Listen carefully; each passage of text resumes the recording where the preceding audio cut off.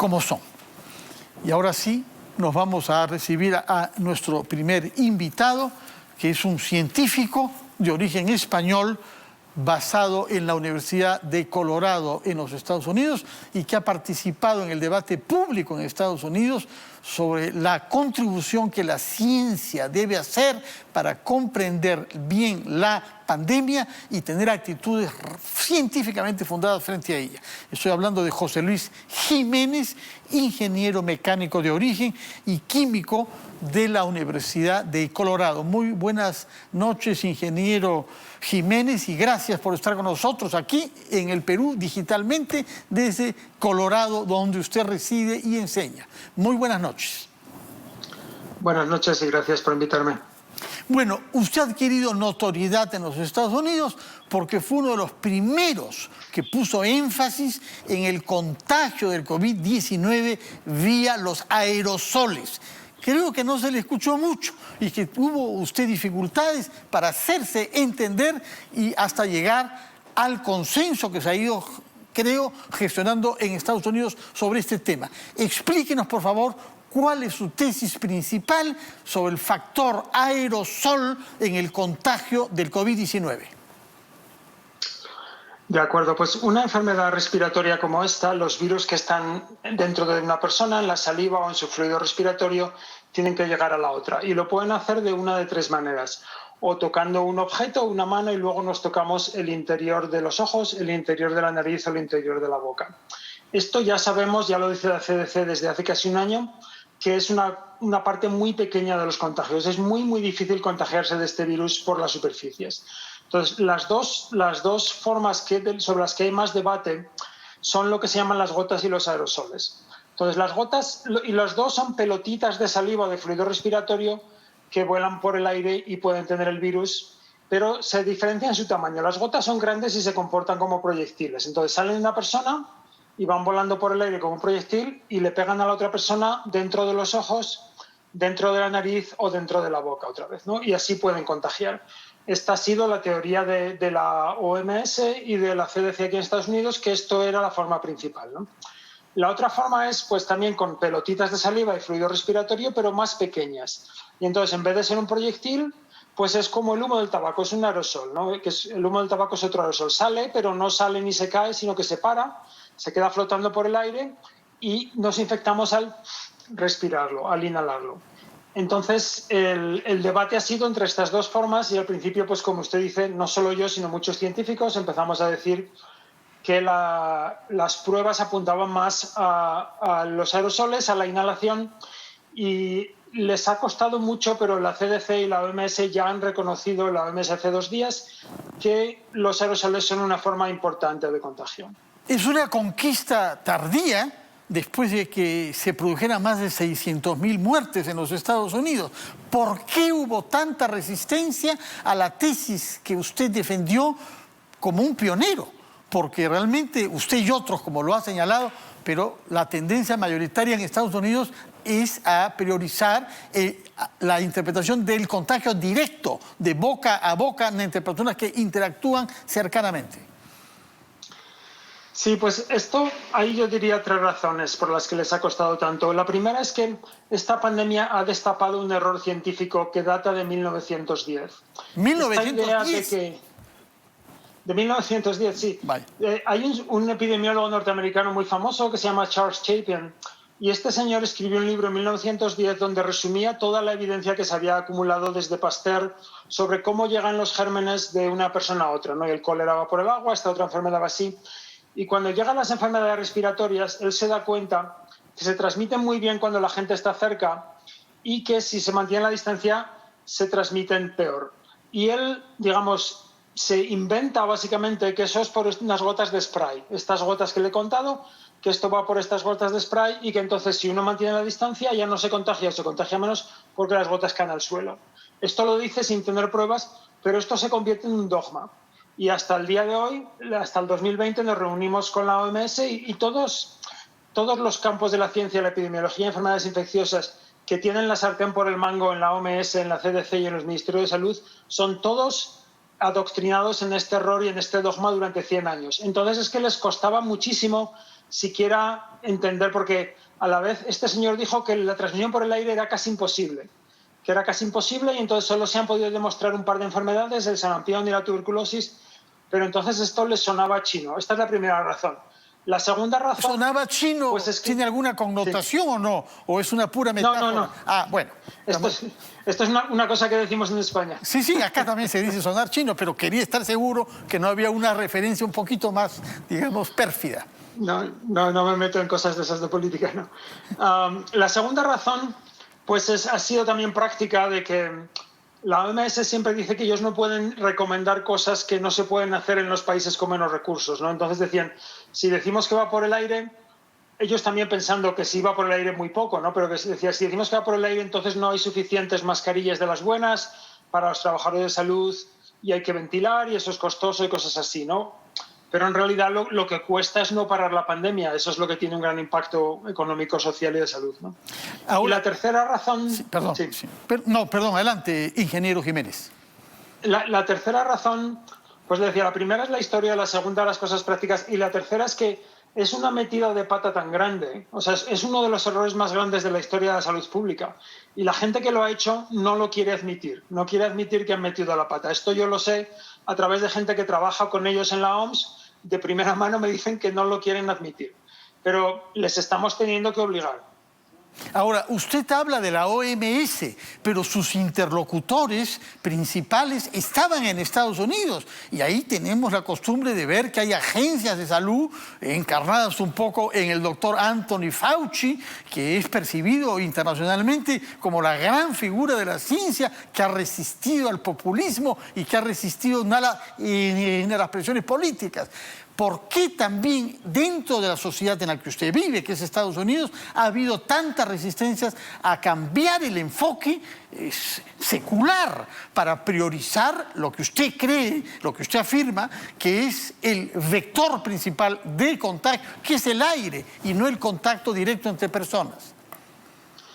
Bueno, pues pasan las mismas cosas que le he dicho y además ha pasado otra cosa en Estados Unidos, que durante la administración de Trump el objetivo era minimizar la enfermedad y reducir las restricciones. Como ve, el propio presidente no quería llevar la mascarilla. Entonces, admitir que iba por el aire, eso iba a llevar a muchas más restricciones. Entonces, estaba la hija de Trump, por ejemplo, estaba reescribiendo documentos de la CDC para hacerlos menos restrictivos. Entonces, hasta que hubo el cambio de administración, era imposible hablar con ellos.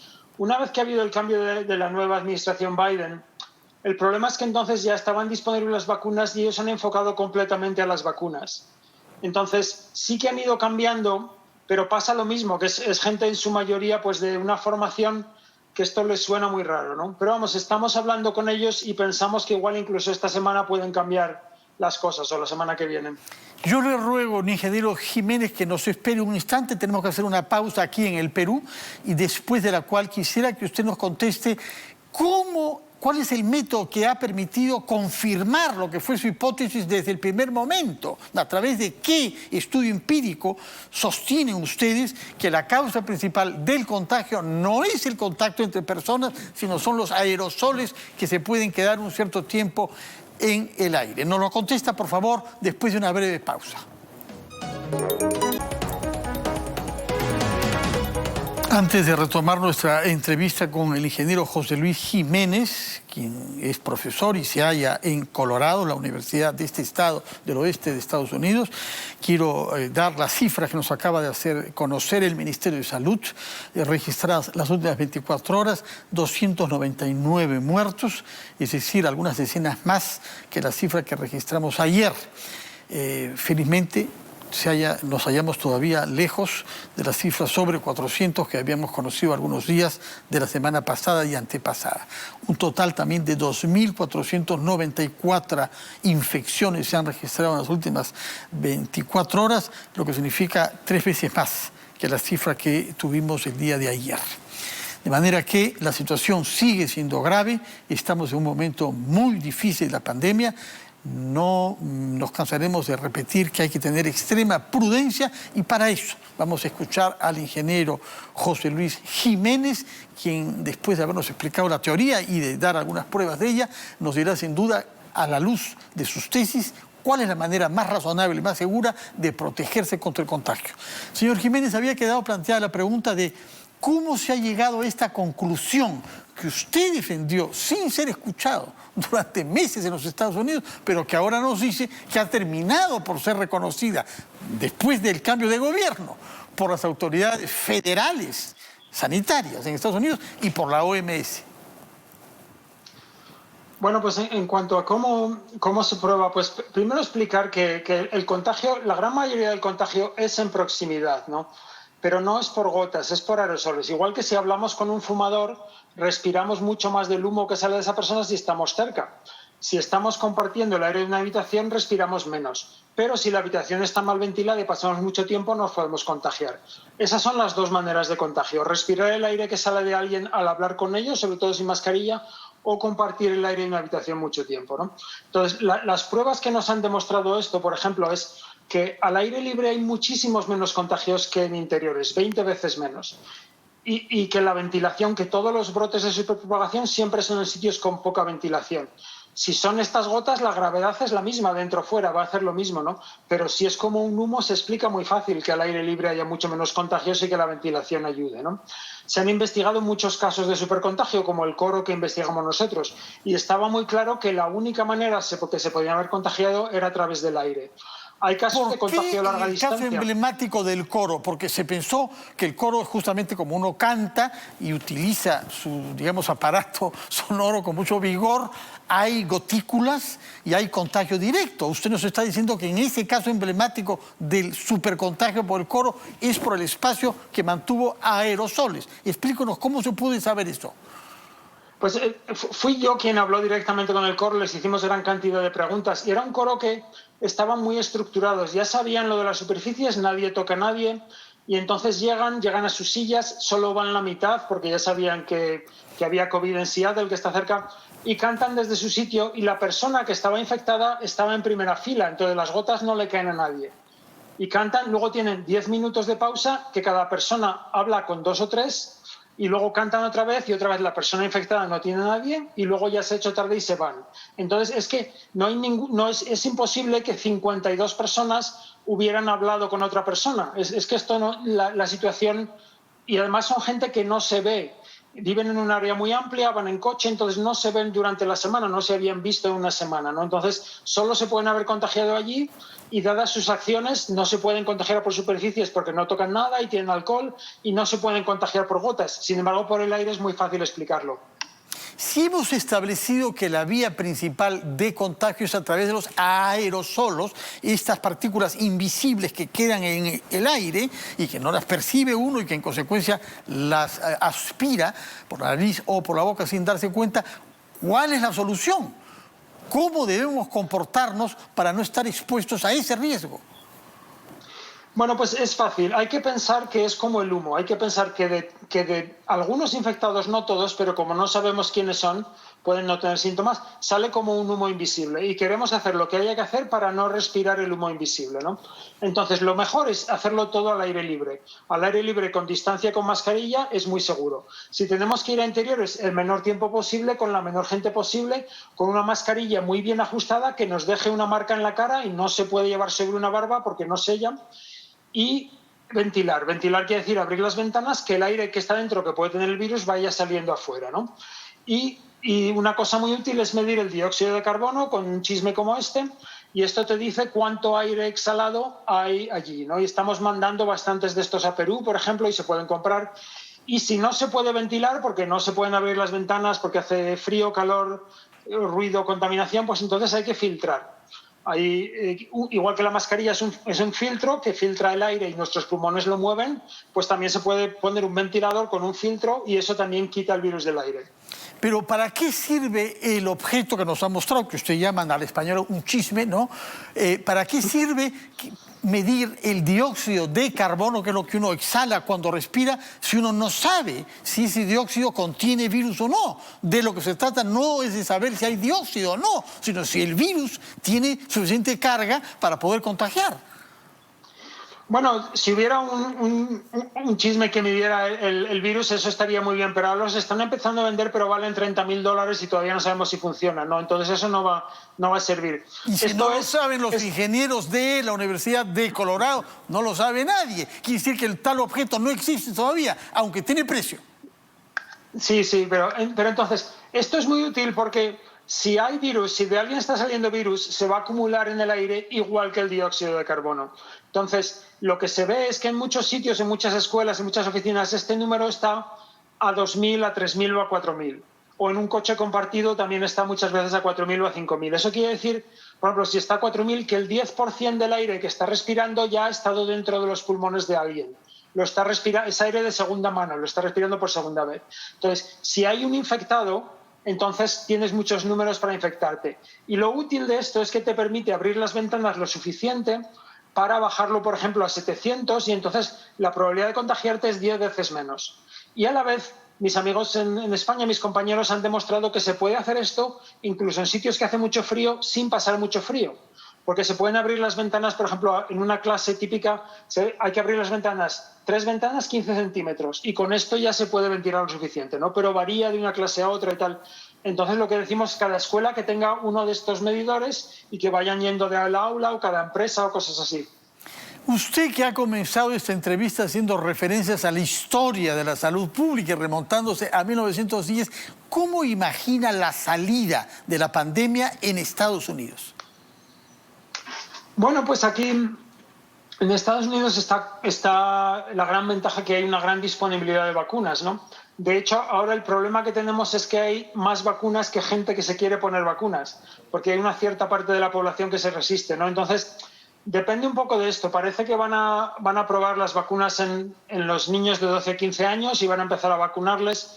Entonces, yo creo que esto es lo que va a reducir la extensión de la enfermedad, pero no parece que vaya a desaparecer porque hay todavía bastante gente y sobre todo en según qué estados más conservadores que no se quieren vacunar. Entonces va a seguir habiendo tal vez la enfermedad, pero ya no tan paralizante como hemos estado hasta ahora. Una última pregunta, esta vez práctica, terapéutica. ¿Qué tipo de mascarilla recomienda usted? Habida cuenta de que usted ha subrayado como un pionero que el contagio no es por las gotas ni por el aliento que uno exhala al hablar o cantar o gritar, sino del aire. ¿Cuál es la mejor mascarilla para contrarrestar este riesgo?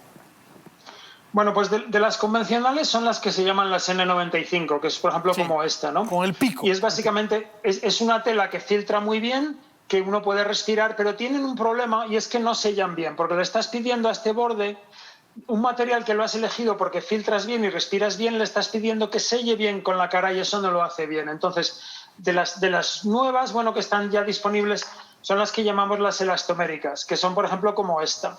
Entonces, tiene un filtro que es como un N95, filtras bien y respiras bien, pero ya no le pides al filtro que selle, sino que le pides a 1 centímetro de silicona que se pega contra tu cara y esto sella mucho mejor. Y nada más hay una pieza de plástico que conecta el filtro que filtra con la silicona que sella. De acuerdo. ¿Y son de uso único? Porque deben ser mucho más caras que las otras. ¿Son de uso único o se pueden lavar y usar con la misma eficacia? Bueno, toda la parte azul, digamos, se reutiliza. El filtro hay que cambiarlo, pero cuesta menos que una de las otras mascarillas. Entonces, aquí los hospitales lo han estudiado y dicen que les sale más barato para 3 meses comprar de estas y cambiar los filtros que comprar una de estas para cada día para los sanitarios. De acuerdo. Ingeniero José Luis Jiménez, felicitaciones por su tenacidad en los Estados Unidos. Me imagino que no ha debido ser fácil y muchas gracias por el tiempo que nos ha ofrecido aquí a los peruanos a través de RPP. Muchas gracias y muy buenas noches para usted en Colorado, aunque creo que es un poquito más temprano que aquí en Lima, ¿no? Tienen 2 horas menos, me parece, allá. Muchas gracias. Buenas noches. De acuerdo. Buenas noches, hasta luego. Gracias, ingeniero Jiménez. Después de haber hablado sobre estos aspectos técnicos científicos con un ingeniero de alto nivel de la Universidad de Colorado en Estados Unidos, pasaremos a hablar sobre temas jurídicos.